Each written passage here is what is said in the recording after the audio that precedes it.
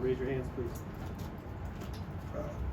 Unbelievable crowd again. It's great playing at home in front of sellouts. You know, hopefully our fans keep coming out. Our student section was great. I thought everybody was great. So it's good. It's what makes college basketball the environment we were able to play in. So I'd like to thank them, and hopefully we can get them to keep coming out. But great offensive game, obviously. You know, we've been on these guys about the turnovers. We only had 2 turnovers at the half. So I thought, you know, it's a pretty compliant group that tries to do what you ask them to do. The only issue is defensively, we just aren't quite there yet. And I honestly didn't think it was there like it needed to be. Today, I thought the first 2 4-minute battles in the second half, we were pretty good. I thought there was one that we were decent in the first half, kind of when we opened it up. But all in all, I mean, LSU's much better than they were last year. Coach McMahon's done a great job. You know, they easily could have been 5-1 going into this game, but you know, we've got to get better on defense. You know, we switched the starting lineup up to try to give us a little bit of a boost and see if we can pressure them and to just get some kind of. And we were much better because we outscored them. You know, offensively we were a lot better than what we've been. We still didn't get the defense that we'd like, but I did think that starting group was a lot better in the second half. It started the second half, was a lot better defensively. So, you know, we were able to finally, I don't want to say we dominated them, but we pulled away late and got a pretty convincing win, which I felt like we needed to get one of those here, and we got it tonight. Start with Nick Kelly. Yeah, the 2 questions for you. The small lineup that you kind of started with the guards. I mean, what was the decision behind that? And also, we didn't see Nick Pringle until the second half. I mean, what was the decision there?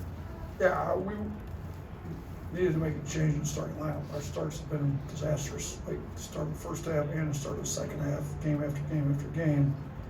I kind of kept warning those guys. So we made a change. I thought Charlie's been good in the lineup. I thought Ryland came off the bench but played great. So, you know, I thought those 4 guards were kind of playing our best. Grant's been playing well. We just put the guys that have been playing best in.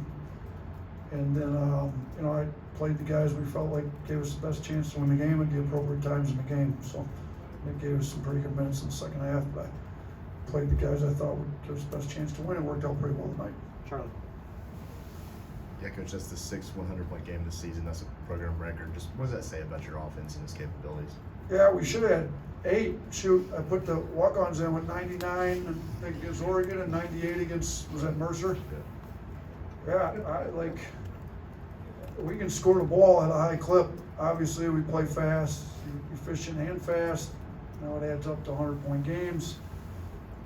You know, says we've got really talented players that are unselfish and move the ball. When you look at our assists, we had 23 assists. I mean, look at Strado was pushing a triple-double again with 1876. Sears had 5 assists. So put together really talented players, put them in a system that accentuates their strengths, play fast, be efficient, you end up with 100-point games. And it'd be nice if we had 2 more, but hopefully it's not our last one this year. Matt. Yeah, what happened that led to that technical in the first half? With me? Yeah. And like the calls that preceded it, I thought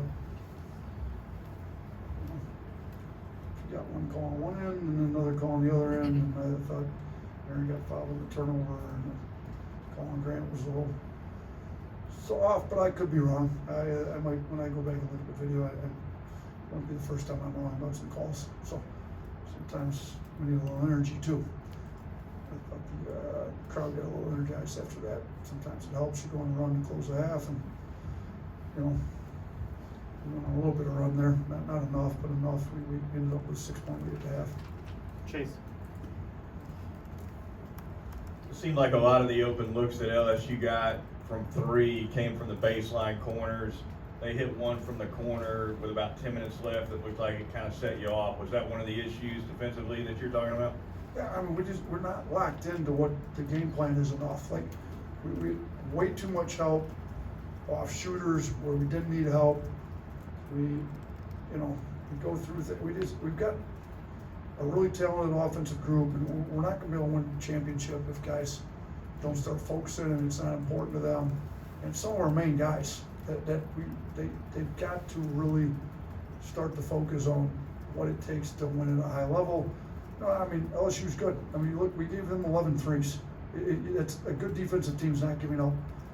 They had 28 attempts. Like, we don't even want them to get that many off. So it was way too much help off the wrong spots, from the wrong guys, not enough effort to get back out there, too many blow-bys off the dribble. We've got to get our defense shored up. Now I'm going to keep preaching it and harping on it and finding, you know. But like I said, it's not like you go to the bench and you're sitting Herb Jones out there at the bench, or, you know, some of our guys that have been, you know, Clowney's not over there on the bench. It's like some of these guys that have been great defenders here are not on the bench. So, like, sometimes guys in the game just have to, like, how good of a team do we really want to be? We're going to try to outscore everybody. It worked tonight. It doesn't work every night. Like, when you're cold and your offense ain't flowing, are you not? I thought our effort against Auburn was pretty good. Like, I didn't think we kept the same effort on the defense end tonight. So, yeah, there's some plays that really set me off. Their effort plays and their lack of focus on the defensive end plays get me a little perturbed when that happens. Blake. Yeah, Coach. Grant Nelson kind of feels like he's settled into a role over the last couple of games. How would you assess his play today and how he's developed over the last couple of games? Like, he's been a lot better. We're playing him more minutes at the 5. I think he's a little more comfortable there. Defensively, he's got to get better on defense so far. So it was not one of his better defensive games on that end for sure. But, like, you know, he's more aggressive, a little more physical. You know, he makes free throws. He's 100% again tonight. I think he, you know, in 24 minutes, I think he could probably get more than 5 rebounds for us. So we're going to need him to step up a little bit. You know, but better for us Wednesday at Georgia. But he's an unbelievable kid, all about the team, very skilled. Sometimes we need him to be a little more aggressive. I thought he made some aggressive plays tonight, though. He kind of got down the post and went at guys. So we need him to be a little bit more like that and just continue to take open threes. I mean, if he's open from 3, I'm good with him taking it. You know, he's shooting less, which is probably a little better. Means he's attacking downhill a little bit more. Tony. You're going to end the night, or you do end the night with sole possession of first place in the conference. Is this starting to feel like a title-winning team? I know you said there's a lot to improve on defense, but is it starting to feel that way? We're going to be in the mix. Like, yeah, we're a half game out of Tennessee, right? Looked like we'd get some help from Vanderbilt through the first half, and then it didn't quite happen that way. You know, it's us, you know, we got a little help from Mississippi State, you know, with Auburn. I mean, it looks like Auburn, Kentucky, Tennessee, us are up at the top. And obviously anybody can make a run. We're not that far into the season. But I do think this is a team that can win it, and we're going after it as hard as we can. But if we don't fix our defense and get the main guys in the rotation that are playing heavy minutes to be as concerned with the defense as the offense, it's going to be really hard to win it. Just, you know, we do get Tennessee back at our place, but if we don't guard better, we're not going to be able to beat them. You know, we got to go to Auburn yet. If we don't guard better, we're not going to win a road game at Auburn. And there's some other really good games on this. We got Kentucky yet. Like we got to play at Kentucky. If you don't guard, I mean, their offense is very high powered and they're playing really well on the offensive end for the most part. So our defense has to get better. If our defense gets to where we need it to get, we'll win a championship. If not, it's going to be hard pressed to do it. So, Hey, Coach, we saw Davin Cosby get a lot of minutes early in this game and made a real impact on the offensive and defensive end. What have you seen from him in practice recently that earned him those minutes? Yeah, I mean, that was part of what I was talking about earlier. We played the guys that gave us the best chance to win the game. I thought he's played hard in practice. His attitude's always been great. You know, he's never lost his confidence on offense. I always feel like if I put him in, he's going to make shots and, you know, play well. He can. I looked at the bench, and there's no real defensive stoppers. I think he's been trying to be better on defense. You know, for the first time all year this week, he won the blue-collar points in practice. We chart all that in practice every day. So he won it in practice once this week. You know, I told him just do what Mo Diabate did. Mo Diabate was not in the rotation. Week after week after week, he's one of the hardest playing guys in practice every single day, and we needed some toughness with the team, and Mo's earned himself minutes in the rotation now. So that's what I challenged Davin to do. I thought he did it for a day this week. You know, we went 2 pretty hard days in practice, and he's pretty good on one of them. So I thought I'd reward him with some minutes, and I thought he did well with them. Ryan. Coach, taking down the number 8 team on Wednesday and then a convincing win tonight, you think that you're going to get into that top 25? What's your kind of pitch on that? Yeah, I don't. Go ahead. Sorry, finish. No, that was pretty good. I don't really care, to be honest with you. Like, we honestly, I just assume not be ranked. I think sometimes our guys have played a little bit better with a chip on their shoulder. You know, I've told them, like, the analytics have had us top 10 all year. We got to figure out how to win games. Our resume needs to look better. We need quad 1 wins. You know, on the road at Georgia, it's probably going to be a quad 1 game. You know, I don't think this one was here. They're not for a home game, but we need to go get some quad 1 wins and get our seeding up for the tournament. Rankings in January and February by poll voters that are not on the selection committee mean nothing. So don't put us in. Let's stay with a chip on our shoulder so we keep playing harder. 2 more. Coach, we saw Mark go 0 for 5 from 3 tonight, but finished 11-11 from the line and finished with a game high 21. What does that say about the several ways that he can contribute offensively? Yeah, he's a super talented offensive player. He's tough, he's physical, he drives it downhill. You know, even when he's not shooting, my guess would be he might be shooting in there right now.